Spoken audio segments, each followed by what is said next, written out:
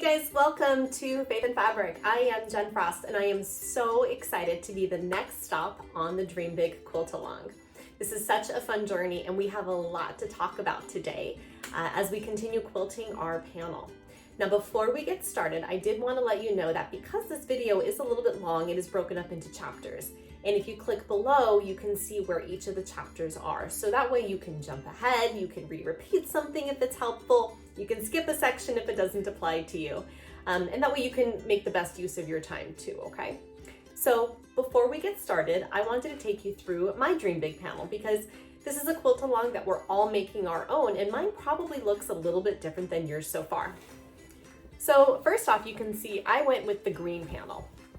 I loved this panel. So my camper is the last place in the house that needs a quilt from me because every other room has a quilt. So I recently redid our camper in green and white, and so I wanted to make a nice big quilt for our bed. Now, because the panel itself is only about 42 inches by 42 inches, I needed to extend it. So I did go ahead and make, you could see just a little bit of that border that goes all the way around. So my panel is probably a little bit larger than yours, unless you too have added a border or something to yours. There's a link below if you want to see how I made this. I'll actually put a link up here too as well, so you can see how to do these curves because they can be a little tricky sometimes. But that's probably one of the first differences on how my panel looks different. The second difference might be in how we outlined. So there was a wonderful tutorial earlier in the quilt along about how to outline your flowers on your quilt. So I outlined mine and I'm going to bring it a little closer so you can see here. I actually did a double outline, a little bit of a double echo. We're going to talk a lot about that coming up, but you can see here that instead of just the single outline, I actually have a double. In looking at this first design with a single line, you'll see the free motion design extends all the way to the edges. And that's great, you might love that look. If, however, you want to add some space, not only for your eyes to rest, but to create a visual white space, if you will, or negative space, you can add these echoes inside the flower petals. You'll see how drastically the same design changes when those open spaces are created. The third way my quilt might look a little bit different than yours is you probably don't have pins in your quilt anymore. Now I'm using my pins, you'll see they're all color coded with beads. I'll bring that a little closer. I'm using this as a key for me to know which design I want to put in which place. So I'm going to show you, here's a key that I created. Each one of these beads actually corresponds to which free motion design I want to create. Now this is going to allow me to be able to sew without breaking my thread as often as I normally would if I were starting and stopping. And it also ensures a balanced variety of the designs as we move through the quilt along. Now I'll pop a link up here for you so you can kind of see in a little bit more detail how I did this part.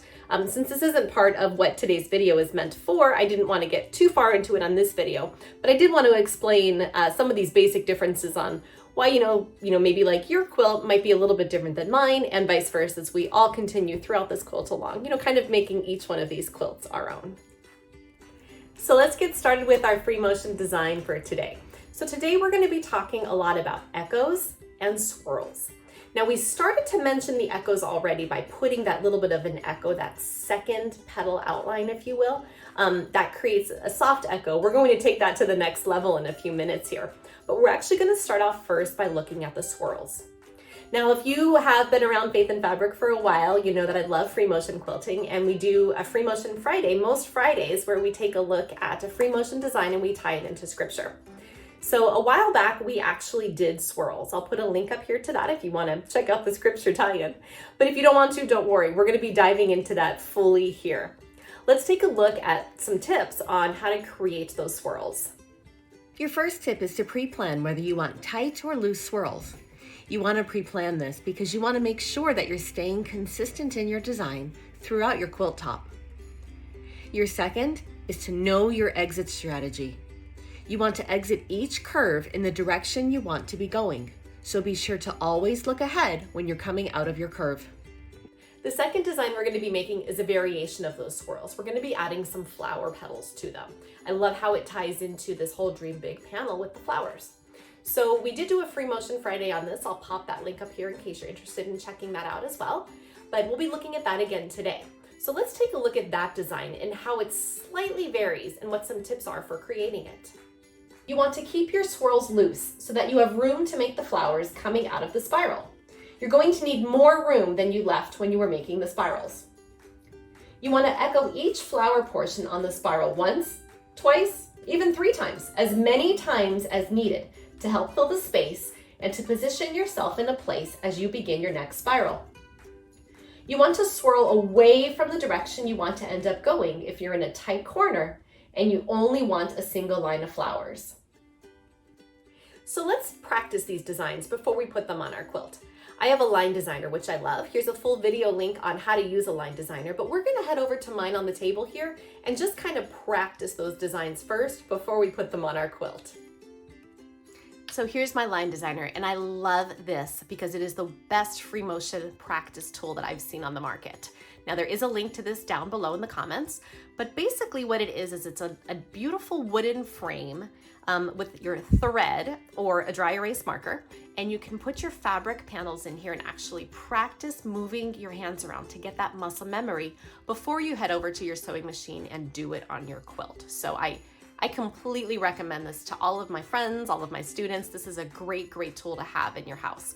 All right, let's get started. So we mentioned first, hand position. Hand position is going to be the same on here practically as it is when you are at your machine. So we've got our nice little working area. This is going to be our working space in here. And I'm just going to come down and I'm going to start my first spiral. So I'm going to do a little spiral here. You'll see I've got that in. And now to complete that spiral, I'm just going to come right back out. Now, one thing I'm going to show you here, that's a good one. Let's do a poor one, and then we'll talk about what the differences are. So this is my bad example. And you'll see what makes this one a bad example is probably pretty obvious. Let's pull this away now so you can see both. So in my good example, the proper way to do your spiral, your swirl, I've got, it's about my finger width. I've got roughly a little finger width between each of those spaces. And that's what your eye sees. Your eye actually sees the space you're creating almost as much, if not more than the lines you're creating. On this one, you'll see when I made my spiral, I made it a little too tight. So when I tried to come out, there really wasn't much room for me to make that spiral. My spiral itself, you'll see too, is really more of like a crooked egg instead of being that nice rounded curve, almost like a wave would be. So you want to think about those when you're making your spirals, because remember, if our tip was don't cross over your lines, well, if you make your spiral so tight, you're going to end up crossing over it, and that's no fun. You want to make sure you're keeping your spiral nice and evenly spaced as you move throughout your block. Let's take a look now at how to make those with the flowers. You can see why I love this so much. Little quick eraser here, wipe down, and we're ready to practice our next skill. So the next one we want to try is the spiral with the flowers. So I'm going to start back over here, put my needle down. I don't need to pull up any bobbin thread there. So let's get started on this one. So we're going to come down, we're going to make our spiral again. And on this time though, I'm not going to make my spiral as tight as my last one because I want to add room for my flowers. So here's a flower leaf, a flower leaf. You'll see I'm just going to come around and I'm going to add some pretty flower petals to this spiral. I love that. So you'll see it's still the same spiral as before, but all we've done is add some flower petals. Now this again is where you're going to play with that echo. Again, the echo is the secondary theme we're practicing today. So I'm going to come around and I'm just going to echo my leaves. And what that does is you'll see it just makes that pattern even bigger and bolder. So you still have that same spiral, but now you have those leaves going around it. So I'm going to come around, I'm going to make my spiral, and here's some little leaves that I'm going to put on here.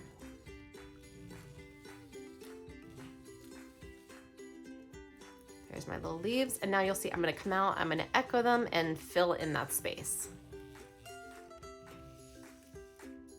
Okay, now what's nice about this pattern is you'll see I can actually echo the flower right next to it.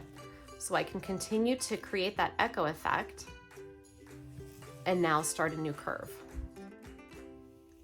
Okay, so again, this is a really easy pattern to do. What's nice again is you can continue to echo those flowers as much or as little as you need, depending on where you are in your quilt, how much space you've got to fill. and really the design you want to make. So I'm going to stop here and we're going to head over to the machine and we're going to go put these on our quilt. All right, let's get started with the supply check. So I'm sewing on a Janome M7. This is a popular model. I've seen this in a couple of the other videos for this quilt along, and I've got it set to my free motion. I've got my free motion foot on here, and I've already pulled up my bobbin thread. Now I am using a Sulky thread. I really like that. Sulky is a great brand. It's one of my preferred ones. And then underneath down here, I have the Slow Steady glider mat. Now, I would never ever sew without this. You know, some folks swear by their gloves and that's wonderful. For me, it's this glider mat. What this does is it decreases the friction when you're sliding your fabric around, and it makes your machine just super smooth, and it makes your panels slide super well. So like I said, I've got my bottom thread pulled up. I do want to share with you a tip on working. Now, I'm going to back out in a moment here, and I'll show you the workspace that I work on. But basically, I have a small quilting table that I work on, so the bulk of my quilt is actually back here. I don't have to touch it. I don't have to worry about carrying that weight. This is a border here. Obviously, you'll see the white, and then there's a border down here. So this is the corner. So I always try to keep the lightest weight portion in my lap, and I let the bulk of the heavier quilt sit way here in the back, okay?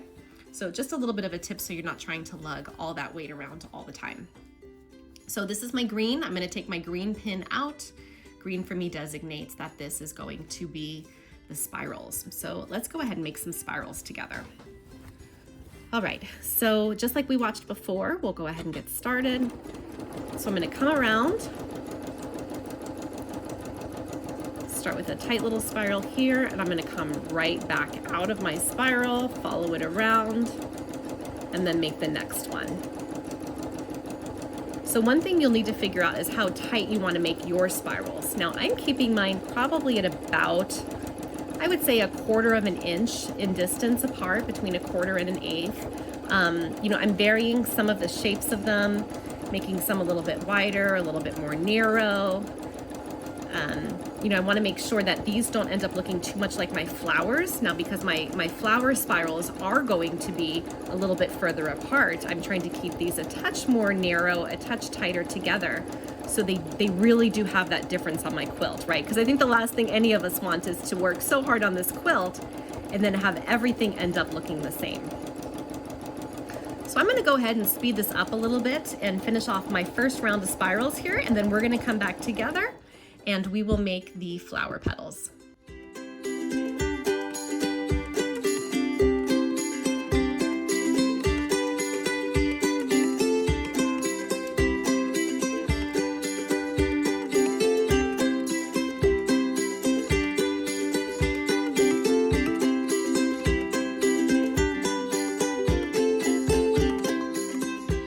I'm gonna go ahead and start here.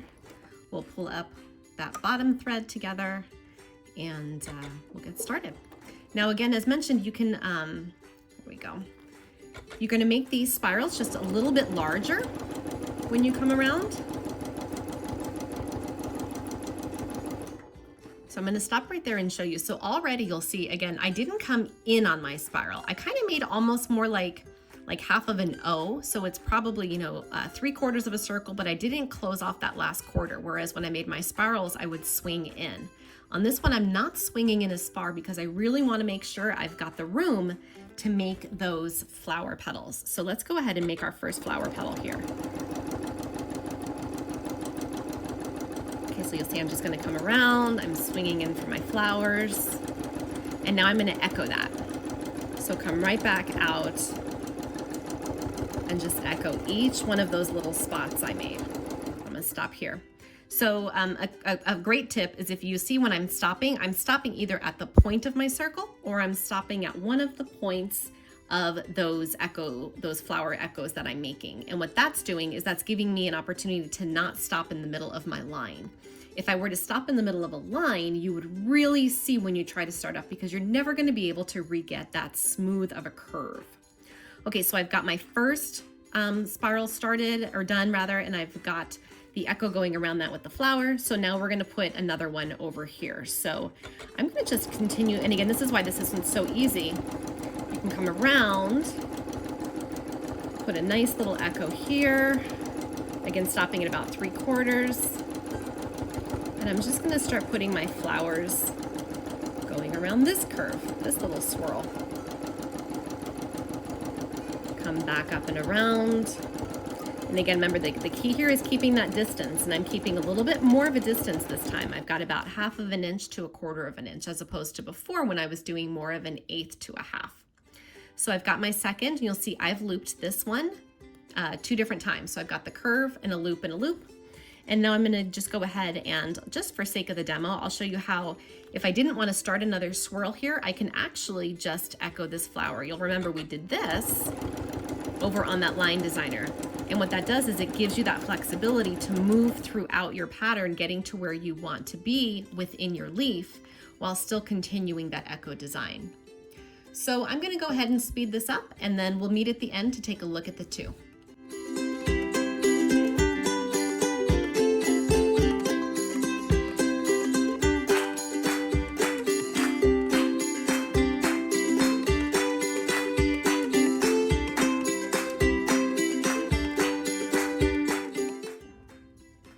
So we've got 2 of our different swirls with a variation on them, and I want to show you side by side how different they are, even though the design itself is quite similar.